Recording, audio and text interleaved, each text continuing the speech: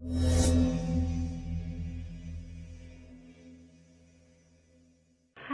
perkenalkan, nama saya Tiara Salsabila Fasya dari kelas MB 4403. Di sini saya akan menjelaskan tentang ilmu ekonomi untuk memenuhi tugas dari Ibu Risris Rismayani selaku dosen ekonomi Telkom University. Ilmu ekonomi adalah mengelola sumber daya yang sifatnya terbatas agar dapat dikelola secara efisien.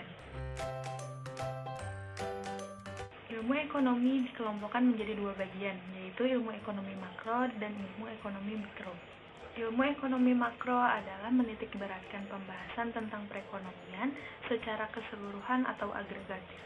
Ilmu ekonomi mikro adalah menitikberatkan pada perilaku individu rumah tangga, perusahaan, dan pasar dalam mengelola sumber daya secara efisien. Terdapat 3 masalah ekonomi. Yang pertama ada kelangkaan, yang kedua ada kebutuhan masyarakat, yang ketiga ada faktor produksi. Kelangkaan terjadi akibat ketidakseimbangan antara kebutuhan masyarakat dan faktor produksi yang tersedia. Kebutuhan masyarakat adalah keinginan masyarakat untuk membeli barang dan jasa, baik disertai atau tidak disertai kemampuan untuk membeli. Faktor produksi adalah benda-benda yang disediakan oleh alam atau diciptakan oleh manusia yang dapat digunakan untuk memproduksi barang-barang atau jasa.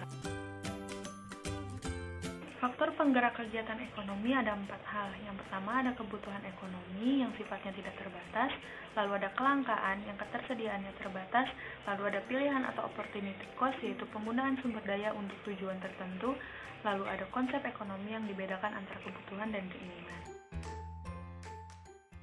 Sifat teori ekonomi, yang pertama ada ekonomi deskriptif, yaitu analisis ekonomi tentang keadaan sebenarnya dalam perekonomian.